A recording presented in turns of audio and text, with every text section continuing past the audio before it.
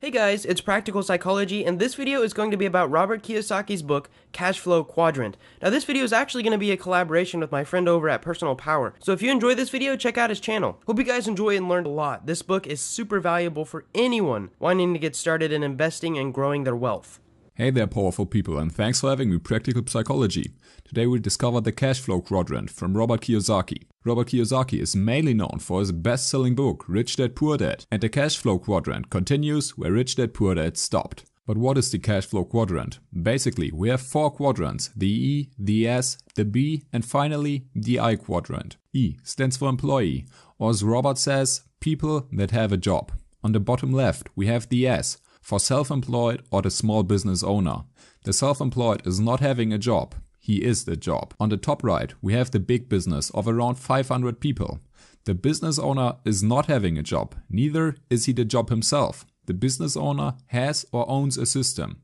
Lastly, at the bottom right, we have the investor. The investor lets money work for him. Each of these categories has advantages, but also disadvantages, and our society needs all of them. We can become rich in all 4 quadrants, and we can also remain poor in all 4 quadrants. But it's easier to become rich when you're working on the right side. In addition, each of these quadrants comes with an entirely different mindset and varying priorities.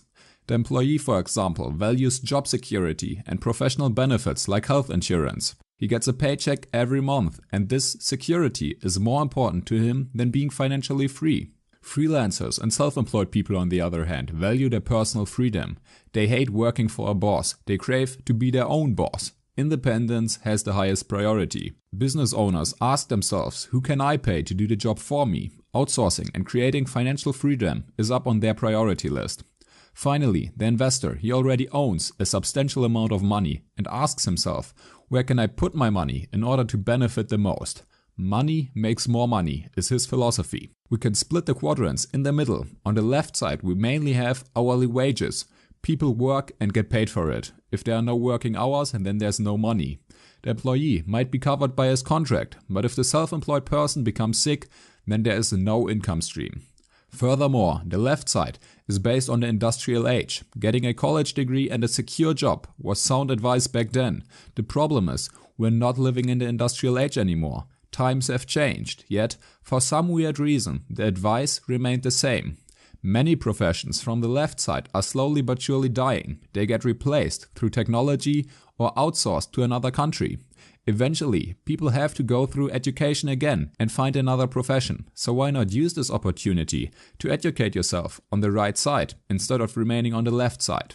Business owners and investors create passive income. The business owner lets his system work and the investor lets his money work. If they leave for a week, they still make money, and more often than not, the income actually increases. A strong business is a working system, therefore it grows without special attention. The employees ensure quality and growth. We already said that each quadrant requires different mindsets and also different skills. The self-employed person is often a perfectionist, doing everything himself, while the business owner needs the ability to lead his employees and the skill of closing deals. If we now intend to move quadrants because another quadrant seems so much better, then we need to not only learn the required skills, we also need to develop a completely new money-making mentality. Depending on how long we've been in a quadrant, this can be incredibly hard. Kiyosaki describes it as being addicted to a mindset. A smoke addict needs not only internal motivation, but also immense support from outside or a wake-up call from the doctor. He needs to change his mindset, otherwise he's stuck with a bad habit. Escaping his smoking habit becomes substantially harder the longer he has it and the longer he remains within the circle of smoking friends. A change of mindset is crucial and can't be stressed enough. When we stick to the philosophy of an hourly wage, then we are in no way moving towards financial freedom or the right side of the quadrants. The right side uses money to make more money instead of using time to make money. Those are two opposing worldviews. Without realizing this, we will be stuck in one quadrant. Often, people try to act like rich people. They try to act like a muscular athlete. They try to act like they are living in a healthy relationship. But action is not everything. Neglecting the mindset is not getting you anywhere. If you want to lose weight and become healthy, then following a strict diet and exercise plan might work for a couple weeks, at best.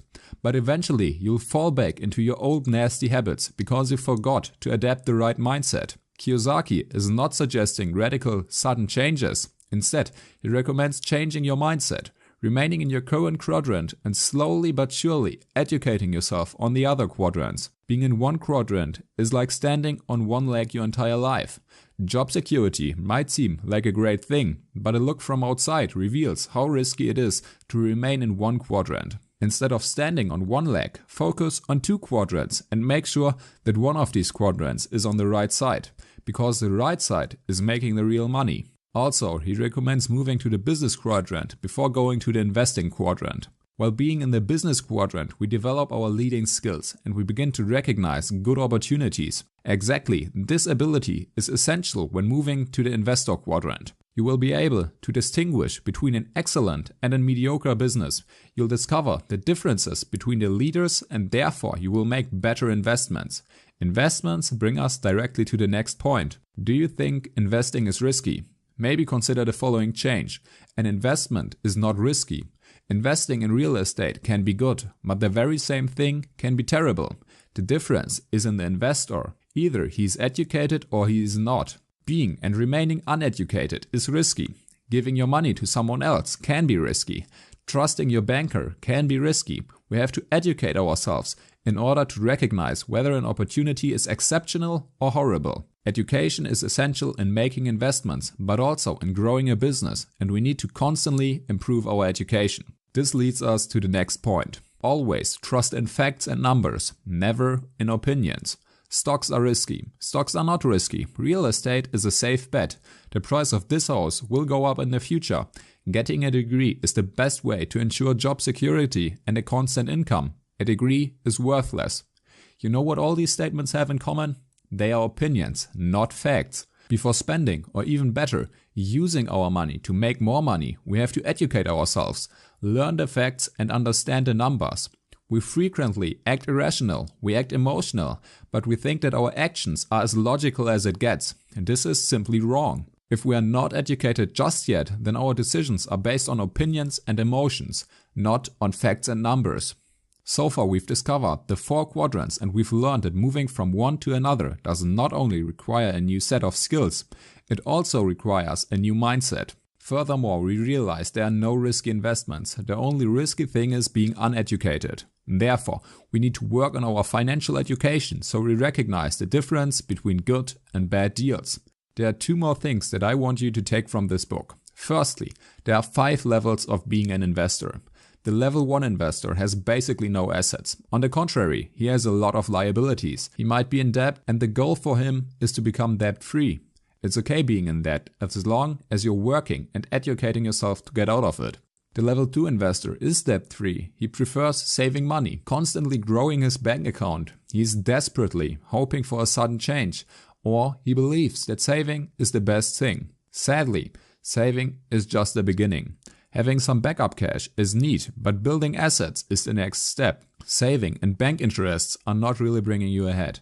It's more likely that inflation will eat your cash away over the years. Don't get ignorant at this stage. Instead, educate yourself and move forward.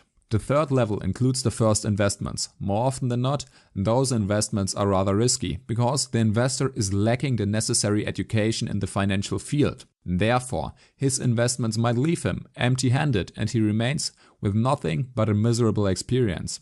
Reaching level 4 is an achievement and most people never make it.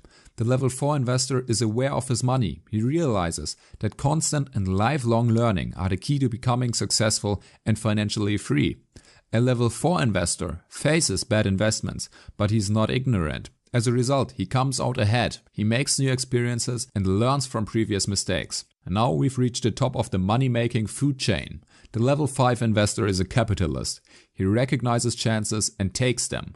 The world is his playground. He's financially free, but still works on his education. Additionally, he gives back because he remembers that giving comes first, receiving second. We should be aware of the 5 levels and realize our current position. As a result, we can move up the ladder and reach our financial goals.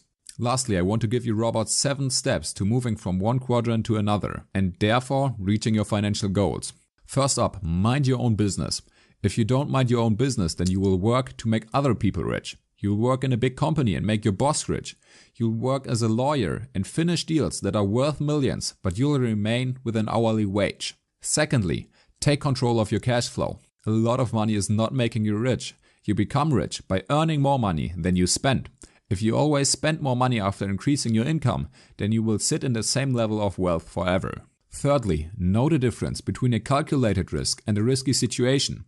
Being educated and investing a part of your money into stocks is a calculated risk. Being uneducated and unwilling to build up your financial mindset is a risky situation in general. Next up, know what kind of investor you are. Firstly, you need to know whether you work on level 1, 2, 3, 4 or 5. And secondly, you need to analyze your strategy. There are 3 types of investors. Type 1 searches for problems. The second type has problems and is looking for solutions and answers. The final and third investor is looking for expert. He's not thinking his decision through. He's not facing specific problems. He consults an expert straight away and takes his advice as the holy grail. All of these have their place, and the best thing is to combine them in order to maximize their results. Step number 5 is searching and finding mentors. Mentors can spare us a lot of time and protect us from some devastating losses. When looking for a mentor, make sure that he or she is already in a good financial place. Don't take your advice from someone who has just read about it. Choose your mentors wisely. If they already accomplished something similar to your goals, then you might be onto a good mentor. The next point is making disappointments and failures your strength. We all fail, but most people don't learn from their mistakes. Failure and disappointment is coming your way. You can't avoid it. Learn from it and move on. The last point is the power of faith. Most people will not believe in you. You must believe in yourself and therefore create a healthy mindset. Your thoughts and words are a reflection of your self-image. Pick your thoughts and words with caution, as they will shape your future. If you're always thinking miserable thoughts, then that's where you're going to end up. It's not about what you are now. The important thing is who you become. If you're interested in similar videos, then check out my channel, Personal Power. I currently run a Christmas special in which I upload 1 video every day for 24 days. A big thanks to Practical Psychology for giving me this opportunity, and if you haven't already, then subscribe to his channel. I'll see you in the next video.